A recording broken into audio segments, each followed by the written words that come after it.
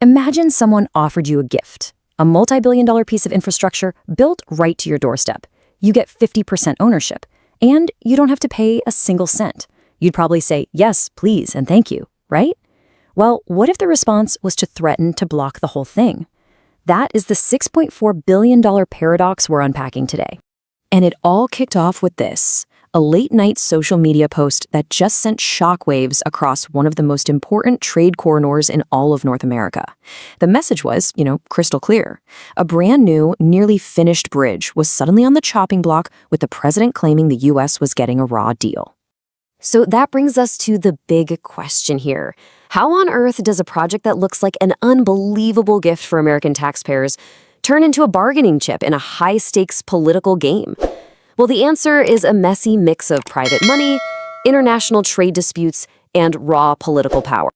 Okay, so let's dive right into the heart of this paradox, this huge gap between the political rhetoric and the facts that have been public knowledge for years. I mean, you look at the political claims, and then you look at the reality that's laid out in the 2012 public agreement, and they just don't line up. The big claim was that the U.S. was being taken advantage of. But the facts, they showed the complete opposite. Canada is footing the entire $6.4 billion bill. And in exchange for providing the land, Michigan pays $0 for construction and gets 50% ownership and half of the future toll money. This wasn't just a fair deal for the U.S. By pretty much any standard, it was an absolutely fantastic one.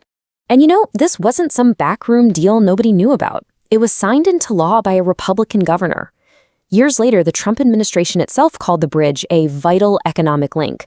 The president even signed off on funding for its U.S. customs facilities.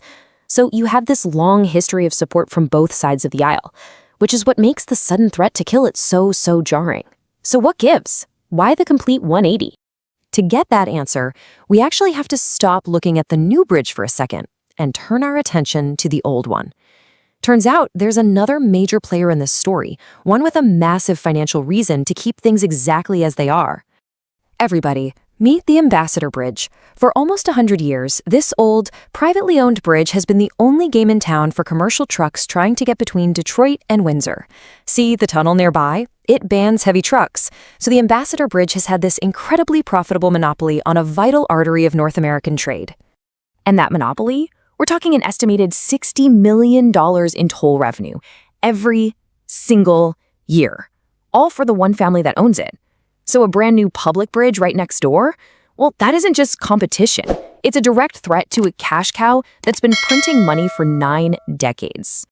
And look, the owners were not just going to sit back and let this happen. They have fought this project tooth and nail for years. They spent tens of millions on a ballot initiative that failed. They filed lawsuits that went all the way to the Supreme Court. They even ran ads begging President Trump to kill the project. So this recent threat, it wasn't really new. It fit a very old pattern of fierce, well-funded opposition. But this whole thing is actually bigger than just a local bridge fight. The timing of this threat was, well, perfect. It lined up exactly with other tensions that were simmering on a much bigger stage, turning a piece of infrastructure into a really powerful bargaining chip. So right when these threats were being made, the U.S. and Canada were clashing over a few other trade issues. Washington was not happy about a new Canadian trade deal with China involving canola oil, and there was also this ongoing friction over Canadian rules for selling American wine. The timing wasn't a coincidence. The bridge wasn't just a bridge anymore, it was suddenly leverage. And just like that, this $6.4 billion structure of steel and concrete was transformed into a political symbol. It became this tangible asset that could be held hostage, a way to put maximum pressure on Canada in totally unrelated negotiations. So how did Canada respond to all this? Not with a big public fight, but with some quiet, direct diplomacy. The Prime Minister's office just reached out and calmly repeated the facts that nobody could deny. Canada is paying for it, the U.S. gets a big stake, and hey, American steel and American workers helped build it. It was a very cool-headed response to a very heated threat. Because ultimately, when you get past all the political theater and the diplomatic phone calls, threatening this bridge has real, tangible costs for the economy and for thousands and thousands of people on both sides of that border. The numbers here are just staggering. This new bridge is built to handle 8,000 trucks every single day. That's a constant flow of auto parts, of agricultural goods, the literal lifeblood of the regional economy, finally getting the modern direct connection it needs. And it's not just about goods, it's about people. About 6,000 Canadians cross that border every day to work in Detroit's hospitals and factories. Their actual livelihoods depend on a border crossing that is smooth and reliable. And the long-term benefit is immense. Just by cutting down on travel times, this bridge is expected to save businesses a combined $2.3 billion over 30 years. Any delay isn't just a political stunt. It's a multi-billion-dollar economic hit. And maybe the most powerful pushback came from the Republican governor who signed the original deal in the first place. His point was simple, and it was direct.